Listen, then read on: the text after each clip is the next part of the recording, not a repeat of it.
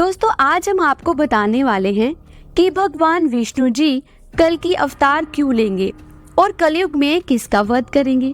तो अगर आपको ये जानना है कि भगवान विष्णु जी ने कल की अवतार ले लिया है या लेने वाले हैं और इस कलयुग में भगवान विष्णु जी किसका वध करेंगे, ये सारी बातें जानने के लिए आप वीडियो के अंत तक बने रहें। तो चलिए शुरू करते हैं। लेकिन उससे पहले अगर अभी तक आपने हमारे चैनल को सब्सक्राइब नहीं किया है तो कर दे ताकि आपको ऐसी जानकारी मिलती रहे। तो चलिए वीडियो को शुरू करते हैं। भगवान विष्णु जी इस कलयुग में क्यों आएंगे, कल की अवतार कली पुरुष का अंत कैसे करेंगे, ये जानने से पहले हम थोड़ा कली पुरुष के बारे में जानते हैं। कली पुरुष के जन्म के रहस्य को जानने के लिए हमें इस युग से सृष्टि के रचना स्रोत में यानी कि सतयुग में जाना होगा। दोस्तों सतयुग में समुद्र मंथन की कहानी आप सबने सुनी होगी।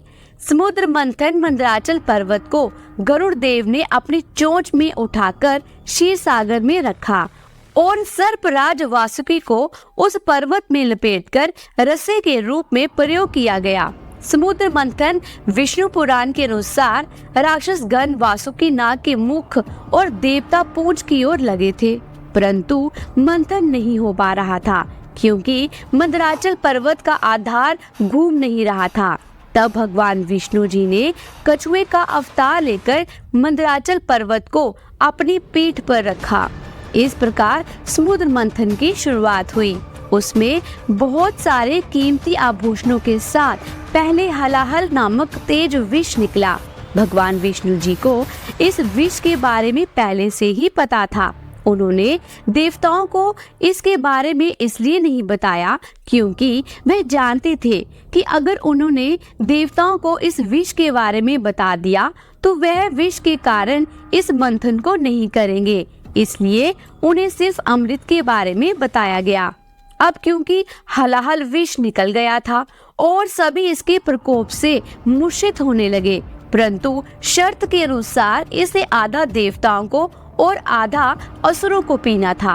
परंतु दोनों में हलाहल विष के इस तेज को सहन करने की शक्ति नहीं थी। फिर भगवान भोलेनाथ जी ने भगवान विष्णु जी के कहने पर विष का पान किया, परंतु इस विष के तेज से भगवान शिव जलने लगे। तब शक्ति रूपी देवी माँ पार्वती जी ने उस विष को अपने हाथों से भोलेनाथ जी के गले में ही रोक दिया। इस विष के प्रभाव से भोलेनाथ जी का कंठ नीला पड़ गया। तब से भोलेनाथ जी का नाम नीलकंठ पड़ गया। परंतु इस क्रिया में विष की कुछ बूंदें राक्षस कली के मुख में जा गिरी, जिससे कली का शरीर खत्म हो गया। और फिर आगे जब मंथन हुआ तो उसमें से कामधेनु गाय निकली जिसे राजा बलि ने ग्रहण किया। उसके बाद ऐरावत हाथी को देवताओं के राजा इंद्र ने ग्रहण किया। कौस्तुभ मणि और शंख को भगवान विष्णु जी ने धारण किया और संजीवनी बूटी को इस पृथ्वी लोक पर सुरक्षित स्थान पर स्थापित किया गया। यह वही संजीवनी बूटी थी जिसे रामायण काल में लक्ष्मण जी को दिया गया था। इसके बाद धन संपदा लेकर माता लक्ष्मी जी निकली। लक्ष्मी जी ने खुद विष्णु जी को ग्रहण कर लिया। उसके बाद चंद्रमा निकले तो उसे भोलेनाथ जी ने ग्रहण कर लिया। कली पुरुष अमर कैसे हुआ? दोस्तों अंत में भगवान धन्वंतरी अपने हाथों में अमृत कलश लेकर निकले। इस अमृत कलश के लिए देवताओं और राक्षसों में छीना झपटी होने लगी और इसी छीना झपटी में अमृत की कुछ बूंदें समुद्र में और कुछ उज्जैन प्रयागराज में गिरी। और कहा जाता है कि हर बार हर वर्ष पर फिर से वह अमृत प्रकट होता है और उस वक्त स्नान करने से रोग दोष दूर हो जाते हैं। और इसी अमृत की कुछ बूंदें कली पुरुष के मुख में गिर गई, जिससे वह फिर से जीवित हो उठा, परंतु वह भौतिक रूप में ना आ सका। वह बिना शरीर के जीवित हो गया और अमृत की बूंदों से अमर हो गया। कल्कि पुराण के अनुसार कलयुग के अंत समय में कली पुरुष अपने भौतिक रूप में वापस आ जाएगा। कली पुरुष अभी अपने भौतिक रूप में नहीं है, परंतु उसने अपनी शक्तियों से सारे मनुष्यों को अपने वश में कर रखा है। उसने अपनी शक्ति काम, वासना, क्रोध और मोह का जाल इंसानों पर फैला रखा है। और जैसे जैसे कलयुग आगे बढ़ता जाएगा, उसकी माया का जाल बढ़ता जाएगा और वह अपने शरीर को पुनः प्राप्त करता जाएगा, जिससे इंसान पूरी तरह से कली के वश में हो जाएंगे और चारों ओर पाप ही पाप फैल जाएगा। और कली पुरुष को ही खत्म करने के लिए भगवान विष्णु जी कल की अवतार में इस कलयुग में जन्म लेंगे। तो चलिए अब जानते हैं कि भगवान विष्णु जी को कल की अवतार में कैसे देखा या पहचाना जाएगा। दोस्तों, सनातन धर्म में पंचदेव के साथ ही त्रिदेव का जिक्र है। वही त्रिदेव में ब्रह्मा जी, विष्णु जी और महादेव जी शामिल हैं, जिनके काम आपस में बटे होने का भी जिक्र मिलता है। इसलिए ब्रह्मा जी जहाँ सृष्टि का निर्माण करते हैं, तो वही भगवान विष्णु जी संसार के पालक हैं और भगवान शिव को संहार के देवता माने जाते हैं। वही हिंदू ग्रंथों के अनुसार जब जब धरती पर पाप बढ़ा है, तब तब भगवान विष्णु जी किसी न किसी रूप में धरती पर पापियों का विनाश करने के लिए प्रकट होते हैं। शास्त्रों में भगवान विष्णु के 10 अवतार का उल्लेख मिलता है। इसमें से अब तक 9 अवतार हो चुके हैं, लेकिन कलयुग में भगवान का अंतिम अवतार होना बाकी है। भगवान विष्णु जी कल की अवतार कब लेंगे और कैसे दिखेंगे?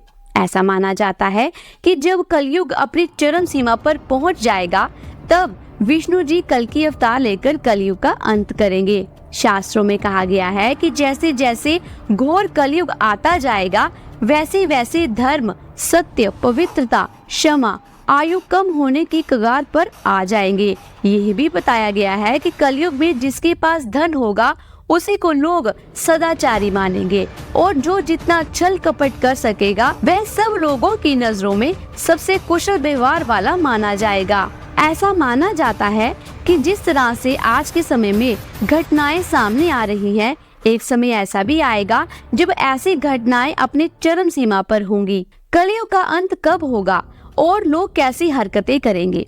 एक इंसान दूसरे के खून का प्यासा हो जाएगा। गरीब से लेकर अमीर लोगों में जलन होने लगेगी। धर्म को ना मानने वालों का बोलबाला होगा। जिस तरह से प्रजा को संभालने के लिए एक राजा हमेशा मौजूद होता है, परंतु आने वाले घोर कलयुग के समय में किसी भी शहर का राजा कोई नहीं होगा। वहाँ केवल अधर्मियों का राज होगा। ऐसी मान्यता है कि एक समय ऐसा भी आएगा जब चारों ओर अकाल पड़ जाएगा। लोग भोजन को छोड़कर जानवरों की तरह पत्तियां खाकर अपना जीवन व्यतीत करेंगे। इस युग में लोगों में सिर्फ असंतोष दिखाई देगा और जैसे जैसे घरों में पूजा पाठ का अंत होगा, लोग धर्म में पाखंड से जुड़ने लगेंगे। तब भगवान विष्णु जी कल की अवतार में आएंगे और कलयुग का अंत हो जाएगा। इसके बाद कल की अवतार धर्म की स्थापना करेंगे। कल की अवतार आज भी लोगों के लिए एक रहस्य है। ऐसे में हर कोई जानना चाहता है कि भगवान विष्णु जी का अपना कल की अवतार कब लेंगे और कहाँ लेंगे और उनका रूप कैसा होगा। वही भगवत पुराण में लिखा है कि भगवान कल की अवतार कलयुग के अंत और सतयुग के संधि काल में होगा। शास्त्रों की माने तो प्रभु श्री राम जी और श्री कृष्ण जी का अवतार भी अपने अपने युगों के अंत में हुआ था। इसलिए जब कलयुग का अंत निकट आ जाएगा, तब भगवान कल की जन्म लेंगे। वही अग्नि पुराण के 16वें अध्याय में इस अवतार का चित्रण तीर कमान धारण किए हुए एक घुड़सवार के रूप में किया गया है। कल की पुराण के अनुसार वह हाथ में चमचमाती हुई तलवार लिए हुए सफेद घोड़े पर सवार होकर युद्ध और विजय के लिए निकलेंगे। पौराणिक मान्यता के अनुसार कलयुग 4,32,000 साल का है। इसका अभी प्रथम चरण ही चल रहा है। कलयुग की शुरुआत 3102 ईसा पूर्व हुआ था, जब 5 ग्रह मंगल, बुध, शुक्र, बृहस्पति और शनि मेष राशि पर 0 डिग्री पर गए थे। इसका मतलब है कि 51,900 साल कलयुग के बीत चुके हैं और 4,26,881 साल अभी बाकी हैं और अभी से ही कल्कि की पूजा, आरती और प्रार्थना शुरू हो गई है। कल की अवतार कब होगा? शास्त्रों के अनुसार श्रावण मास के शुक्ल पक्ष की 6 तारीख को भगवान विष्णु जी का कल की अवतार होगा। यही कारण है कि इस तारीख को कल की जयंती उत्सव के रूप में मनाया जाता है। कल की अवतार के जन्म के समय ग्रहण की जो स्थिति होगी, उसके बारे में दक्षिण भारतीय ज्योतिषियों की गणना के अनुसार जब चंद्रमा कुंभ राशि में होगा, सूर्य तुला राशि में, स्वाति नक्षत्र में उच्च होगा, गुरु स्वस्तिक धर्म में और शनि अपने उच्च राशि तुला में विराजमान होगा, तब भगवान कल्कि का जन्म होगा। और भगवान कल्कि जी संबल ग्राम में अपना बचपन व्यतीत करेंगे। बड़े होते ही वह माता पद्मा जी के साथ विवाह करेंगे। भगवान कल्कि की 2 पत्नियां होंगी, पद्मा रूपी रमा तथा वैष्णव रूपी रमा। भगवान कल्कि दुश्मनों का विनाश करेंगे और साथ ही उनका कलि के साथ भी युद्ध होगा। यो कलयुग का सबसे विशाल युद्ध होगा। कल्कि पुराण के अनुसार भगवान कल्कि कलि का भी विनाश कर देंगे और साथ ही कलयुग को खत्म कर देंगे। कलयुग के अंत के बाद पूरी दुनिया में तबाही का मंजर होगा। हर तरफ बाढ़ का पानी होगा, बड़े बड़े भूकंप आएंगे जिससे कई इंसानों की भी मौत होगी। कल्कि पुराण के अनुसार 70% लोगों की उसमें मौत हो जाएगी जिनके अंदर कलि नामक पापी का वास होगा। तो दोस्तों, आपसे हाथ जोड़कर विनती है कि पूजा पाठ शुरू कर दें, क्योंकि समय का हमें कोई भरोसा नहीं है। पापों का घड़ा जैसे ही भरा जाएगा तब भगवान विष्णु जी समय या अवधि का ध्यान नहीं रखेंगे। वह अपने भक्तों के लिए आने में समय नहीं लगाते। जैसे भक्त प्रहलाद पर मुसीबत आई तब भगवान विष्णु जी ने समय अवधि का ध्यान नहीं रखा और हम सभी भगवान विष्णु जी के ही भक्त हैं। इसलिए अपनी भक्ति को जितना हो सके इतना बढ़ा दीजिए।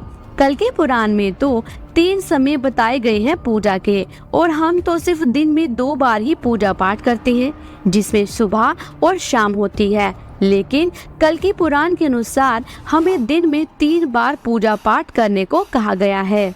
उम्मीद है आपको आज की दी हुई जानकारी अच्छी लगी होगी। आज के लिए बस इतना ही। फिर मुलाकात होगी एक नई धार्मिक भरी वीडियो के साथ। तब तक देखते रहिए संपूर्ण ज्ञान की राह, धार्मिक राह।